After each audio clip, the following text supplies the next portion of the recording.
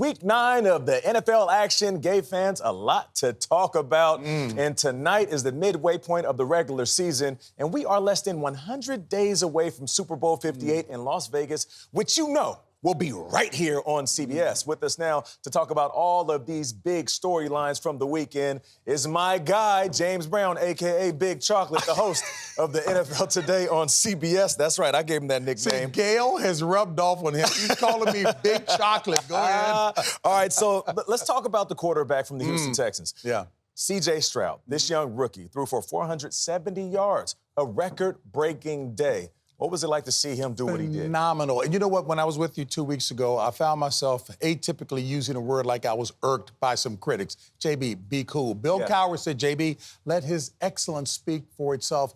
The young man is fantastic. As opposed to trying to prove people wrong because of where he was selected and what they said he couldn't do, he said, no, I'm more focused on proving myself right. And he talked about the pressure. He said it produces diamonds.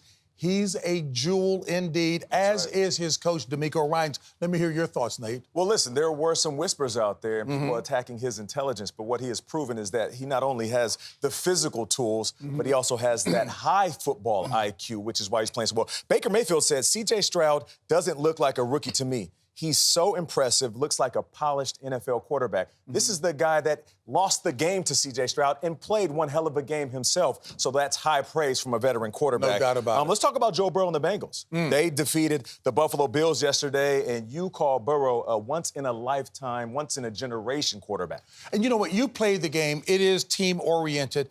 But, Nate, it is a quarterback-driven league. And to see a guy who, now that he's healthy, has infused the rest of the team with the same kind of confidence that Joe Cool emanates every time he's out there. That's right. They're playing, and while they still have a long road to go because they're, 0-3 in the conference, if you will, and 0-2 in the division, or maybe now it's 1-3. But the fact of the matter is they still have a long ways to go. It's a long season. The guys feel good because Joe Cool is back in big fashion. In that same division, Joe Cool is as good as it gets. But in that same division, Lamar Jackson is playing well. Like the Ravens and what they're doing. Hey, look, no. They are the squad right now. And I'm loving the fact that they've got a #1 defense that's getting it done. Lamar doesn't have to put everything on his shoulders. But he's still the same guy that was texted when somebody said 8 different. He is different, and he still can do it. He just doesn't have to do it all the time right now. It's old school football, ground and pound. They will run the ball, they'll beat you up on defense, and they are doing it at a high level. Bill Cowher says, hey, JB, that's called balance. That's called balance for sure.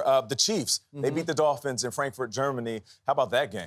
Well, and I want to hear your thoughts as well, too, because Patrick Mahomes is the first to say, we're still figuring things out on the offensive end. They've got young receivers. They've had a lot of talent leave over the years, and they're still getting it done. But give that defense credit, and Patrick does, too. That's what's carrying them so nicely. And I also want to give the NFL credit, that international reach. I mean, the tickets sold out in minutes. Seems like wherever the NFL goes, the fans follow. You talked about a couple of those contenders that may be in the Super Bowl. What about a dark horse?